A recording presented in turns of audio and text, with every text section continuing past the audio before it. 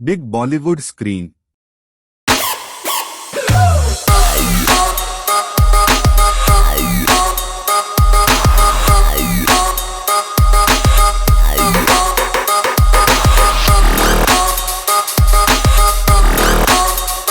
कहानी की शुरुआत 5000 साल पहले दिखाते हुए होती है, जहाँ पे हम एक जालिम राजा को हुकूमत करते हुए देखते हैं। एक वो भी वक्त था जब ये शहर आजाद हुआ करता था, लेकिन अब इस जालिम राजा ने यहाँ के लोगों को अपना गुलाम बना लिया है। ये राजा यहाँ के सभी लोगों से जमीन की खुदवाई करवा रहा होता है। असल में इसको एक ऐसे मटेरियल की तलाश थी, एक ऐसी चीज की तलाश थी जो इसको जादुई ताकतें दे सकती थी, और इस वजह से ये पहले से ज्यादा ताकतवर हो जाता और इस शहर पे नहीं बल्कि पूरी दुनिया में ही हुकूमत कर सकता था। बेसिकली इस मटेरियल का नाम एटर्नियम है, जिसकी मदद से ये एक ऐसा ताज बना लेगा जिससे ये अपने अंदर सुपर हीरो वाली पावर्स को हासिल कर सकता है। यहाँ पे मामूल के मुताबिक मजदूर खुदाई कर रहे होते हैं और उसी दौरान एक मजदूर को वो एटर्नियम पत्थर मिल जाता है, जिसको वो जालिम राजा हासिल कर लेता है और बहुत जल्द ही अपना वो ताज भी बना लेता है, जिसको पहनने से उसे बहुत सी ताकतें मिलने वाली हैं। इसी बीच में हम एक छोटे लड़के को भी देखते हैं जो कि उस जालिम राजा के खिलाफ खड़ा हो जाता है। वो गाँव वालों को समझाता है कि हमें इस जुल्म से बचना चाहिए, हमें उसके आगे नहीं झुकना चाहिए। लेकिन जब जालिम राजा को पता चलता है कि ये तो मेरे खिलाफ खड़ा हो रहा है, तो वो उसे मारने का हुक्म दे देता है, और जैसे ही उसको मारा जा रहा होता है तो वो लड़का एकदम से गायब हो जाता है और एक ऐसी जगह पे आ जाता है जहाँ पे बहुत से देवता बैठे हुए थे। ये 6 गॉड्स या देवता इस बच्चे को कहते हैं कि तुमने हिम्मत की, हमें बहुत अच्छा लगा, इसलिए हम तुम्हें एक ऐसी पावर देने जा रहे हैं जिससे तुम एक लफ्ज शज़ाम बोलोगे तो तुम्हारे अंदर हम सब की पावर्स आ जाएंगी और तुम इतने ताकतवर बन जाओगे कि तुम आराम से उस जालिम राजा को हरा सकते हो। ये छोटा लड़का करता भी ऐसे है, वो शज़ाम बोलता है और बहुत ज्यादा पावरफुल बन जाता है और फौरन ही वो उस राजा के महल में आ जाता है, जहाँ पे वो अपना शैतानी ताज पहन रहा होता है कि उसके पास बहुत सी पावर्स आ जाए। लेकिन ये छोटा लड़का जो शज़ाम बोलने के बाद अब बहुत पावरफुल बन चुका है, वो वहाँ आके तबाही मचा देता है और सबको मारने लगता है। ये इतने गुस्से में होता है कि जालिम राजा के साथ साथ वहाँ के पूरे शहर को ही तबाह कर डालता है। और यहीं से कहानी जाती है 5000 साल बाद और हम प्रेजेंट का टाइम देखते हैं। अभी के टाइम पे भी हमें वही शहर दिखाया जाता है जहाँ पर एक गैंग ने पूरे तरीके से इस शहर पे कब्जा किया होता है। ये लोगों पे जुल्म कर रहे हैं, लूट मार कर रहे हैं, पूरी तरह से इस शहर को कंट्रोल में कर रखा है। असल में इस गैंग का एक ही मकसद है कि उस ताज को तलाश करना, यानी कि ये उसी क्राउन, उसी ताज को तलाश कर रहे होते हैं जो आज से 5000 साल पहले उस जालिम राजा ने बनाया था। वो खुद तो मारा गया था, लेकिन उसका ताज अभी भी कहीं ना कहीं इसी शहर में ही दफन है। अब हम एक लड़की को देखते हैं जिसका नाम एड्रियाना है। वो भी इसी ताज को ही ढूंढ रही होती है। ये लड़की पुरानी चीजों को ढूंढने में काफी एक्सपर्ट है, क्योंकि ये आर्कियोलॉजिस्ट है, यानी ये वो लोग होते हैं जो जमीन की खुदाई करते हैं और हिस्ट्री की बहुत सी चीजों के बारे में काफी मालूमात भी रखते हैं। तो ये लड़की एड्रियाना एक केव में जाती है, एक गार में जाती है, जहाँ पे काफी कोशिशों के बाद इसको वो ताज मिल भी जाता है। एड्रियाना और उसके साथी इसी बात को लेके खुश हो ही रहे होते हैं, तो हमें पता चलता है कि इसी का एक साथी जिसका नाम इस्माइल है, वो उसी गैंग के साथ मिला हुआ है जिसने पूरे शहर पे कब्जा कर रखा है। तभी इस्माइल अपने साथ आए हुए एक साथी को मार देता है और अपने गैंग के दूसरे लोगों को भी उसी गार में बुला लेता है।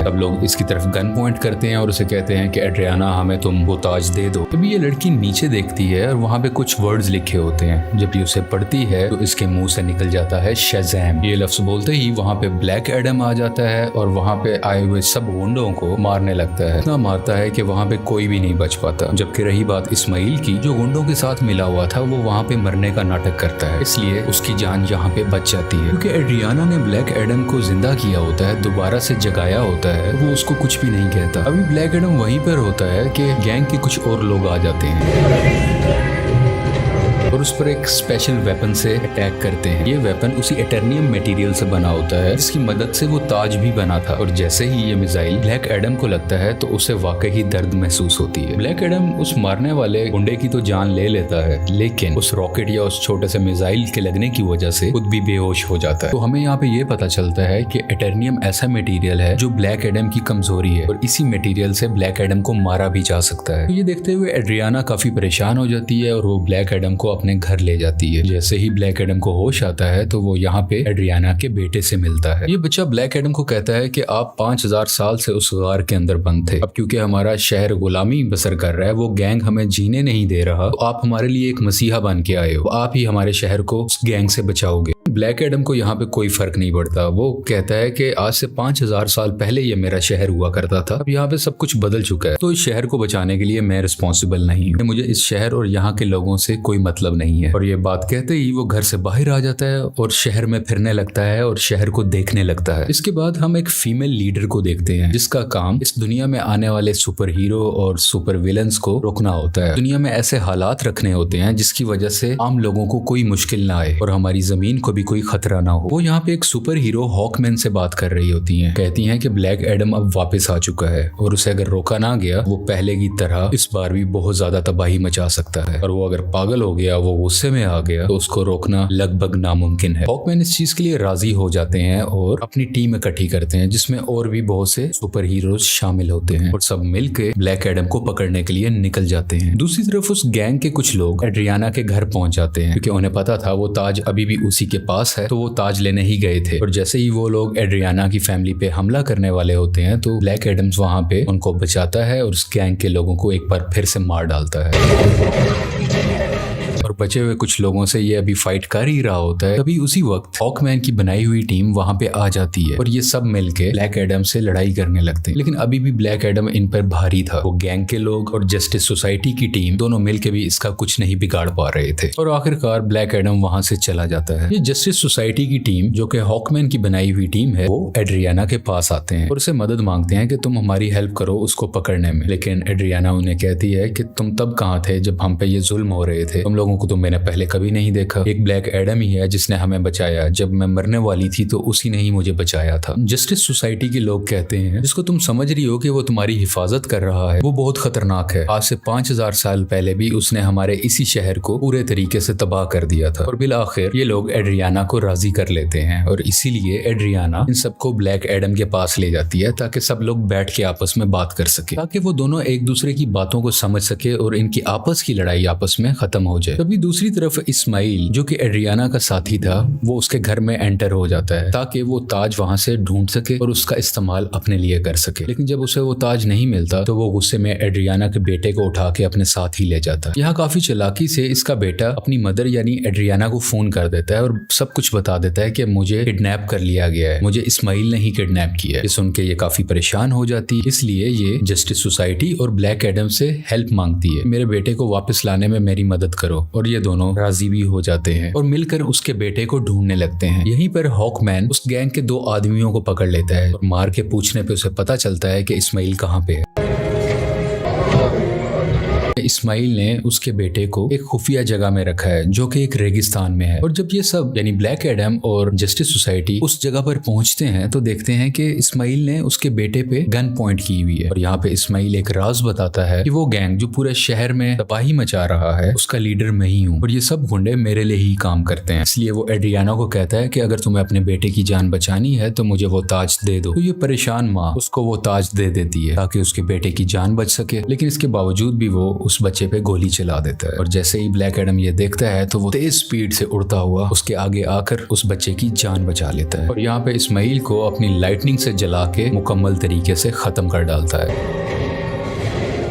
यहाँ पे ब्लैक एडम भी हॉकमैन से मिलता है और उसको एक बहुत बड़ा राज बताता है कि आज से 5000 साल पहले वो लड़का जिसने उस जालिम राजा के खिलाफ आवाज उठाई थी वो मैं नहीं था बल्कि वो मेरा बेटा था। और जब जालिम राजा मेरे बेटे को मार रहा था तो वो उसी वक्त वहीं से गायब हो गया था। इस चीज को देखते हुए जालिम राजा को बहुत गुस्सा आया क्योंकि अब वो मेरे बेटे को तो ढूंढ नहीं पा रहा था, तो उसने मुझे मेरे घर वालों को पकड़ लिया और हमें बहुत मारा पीटा। हमें इतने बुरे तरीके से मारा गया कि शायद कोई जानवरों पे भी ऐसा सलूक नहीं करता। देखते ही देखते मेरी वाइफ वहीं पर मारी गई और मैं भी तकरीबन मरने ही वाला था, तभी मेरा बेटा मेरे पास वापस आ गया जिसके पास बहुत सी शक्तियां थी, बहुत सी पावर्स थी और उसने अपनी सारी पावर्स मुझे दे दी। यानी कि अब सारी पावर्स मेरे अंदर आ चुकी थी। अभी हम दोनों बात कर ही रहे थे तभी जालिम राजा के लोगों ने एक बार फिर से हम पे हमला कर दिया। वहाँ पे मैं तो बच गया क्योंकि मेरे पास बहुत सी पावर्स थी, लेकिन मेरा बेटा मेरी आंखों के सामने ही मारा गया। अपने बेटे को मरता हुआ देख के मैं आग बबूला हो गया, यानी मुझे बहुत गुस्सा आ गया और मैंने जालिम राजा और उसके लोगों को तो मार दिया, लेकिन वो पावर्स, वो शक्तियां मेरे काबू में नहीं रही। मैं उन्हें कंट्रोल ही नहीं कर सका और देखते ही देखते ये पूरा शहर मेरे ना चाहते हुए तबाह हो गया।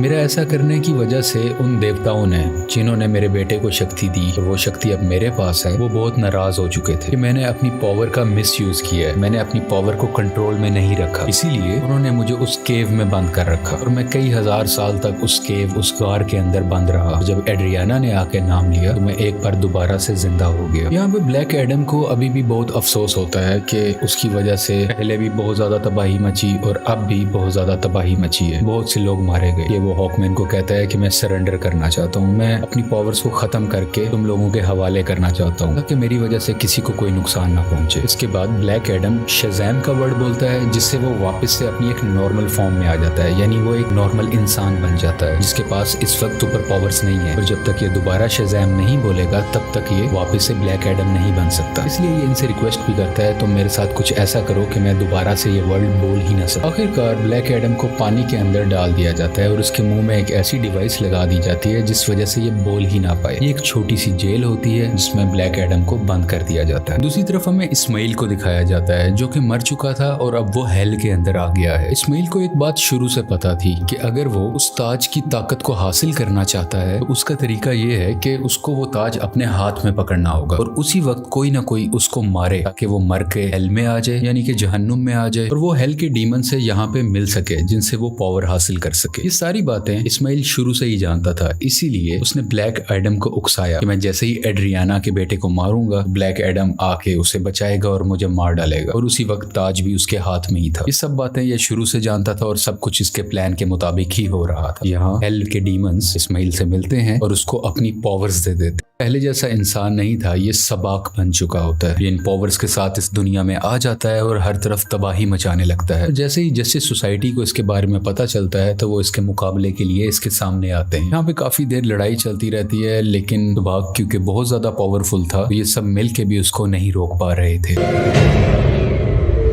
इसी जस्टिस सोसाइटी के एक और टीम मेंबर जिनका नाम डॉक्टर फेट है, वो अपनी मल्टीपल फॉर्म्स में आते हैं, मुख्तलिफ पावर्स का इस्तेमाल करते हुए सबाक को मारने की कोशिश करते हैं, लेकिन फिर भी कामयाब नहीं होते। और बहुत जल्द ये सब समझ जाते हैं कि सबाक को ब्लैक एडम के अलावा और कोई नहीं हरा सकता। इसलिए वो यहाँ पे टेलीपैथी के जरिए ब्लैक एडम से बात करने लगते हैं, को बताते हैं कि हमें तुम्हारी हेल्प की जरूरत है, और ये लोग यहीं से उसकी काफी हेल्प भी करते हैं ताकि वो खुद को आजाद करवा सके। वहां से निकलते ही वहां के कुछ सोल्जर्स को मारता है, पानी से बाहर आता है और बाहर आते ही सीधा शज़ैम बोलता है, जिसकी वजह से उसको ब्लैक एडम्स की पावर मिल जाती है और बगैर वक्त ज़ाया किए सबाक के पास जाने लगता है। दूसरी तरफ जस्टिस सोसाइटी के लोग अभी भी सबाक से लड़ रहे होते हैं और इसी दौरान उनका एक साथी डॉक्टर फेट वहीं पर अपनी जान से हाथ धो बैठते हैं, यानी कि मारे जाते हैं। हॉकमैन भी काफी ज्यादा सबाक से लड़ रहे होते हैं, लेकिन इनकी कोशिशें कुछ ज्यादा कामयाब नहीं होती। लेकिन अच्छा तो तब होता है कि उसी वक्त वहां पे ब्लैक एडम भी आ जाता है और अब ब्लैक एडम और सबाक की काफी लड़ाई होती है। ये फाइट काफी टक्कर की थी, लेकिन वक्त के साथ ऐसा लग रहा था कि सिर्फ ब्लैक एडम ही है जो सबाक को हरा सकता है। और कुछ ही देर के बाद ब्लैक एडम सबाक के सर को पकड़ के उसके दो हिस्से कर डालता है और उसको मुकम्मल तरीके से फाड़ कर आखिरकार सबाक की जान ले लेता है। इसी वजह से सबाक की मौत हो जाती है और सब कुछ सुकून में आ जाता है, सब कुछ ठीक होने लगता है। शहर के लोग ब्लैक एडम को अपना मसीहा मानने लगते हैं। वो सब इस बात को मान लेते हैं कि ब्लैक एडम ने हमें और हमारे शहर को बचाया है। इसके बाद हम उसी लेडी को देखते हैं जिसने जस्टिस सोसाइटी की टीम को बनाया होता है ताकि वो ब्लैक एडम को रोक सके। वो यहाँ पे ब्लैक एडम को कहती है कि ठीक है, तुम्हें जो करना है वो करो, लेकिन तुम अपने इस शहर से ना निकलना। तुम इस शहर के लोगों के मसीहा बनो, उनका ख्याल रखो, गार्डियन बनो, मुझे उसे परवाह नहीं है, लेकिन अपने इस शहर से तुमने नहीं निकलना, क्योंकि अगर तुम इस शहर से बाहर आए तो तुम्हारे लिए अच्छा नहीं होगा। यहाँ पे ब्लैक एडम बैठा उसको देखता है और कहता है कि मुझ पे कोई हुक्म नहीं चला सकता और उसका जब भी कुछ भी करने को दिल करेगा वो अपनी ही मर्जी करेगा। लेकिन तभी वो लेडी बोलती है, हाँ शायद तुम ठीक कह रहे हो, तुम्हें इस दुनिया में रहने वाला तो शायद कोई नहीं रोक सकता, लेकिन मैं किसी ऐसे को जानती हूँ जो हमारी दुनिया से नहीं है। और ब्लैक एडम को गुस्सा आता है और वो स्क्रीन को ही तोड़ देता है जिससे वो लेडी बात कर रही थी। स्क्रीन के टूटने से हर तरफ धुआं ही धुआं होने लगता है और तभी उस धुएं से बाहर आता है सुपरमैन और वो ब्लैक एडम को कहता है कि हमें शायद बैठ के बात करनी चाहिए। और यहाँ पे सुपरमैन के ये कहते ही इस मूवी की कहानी यहीं पे खत्म हो जाती है।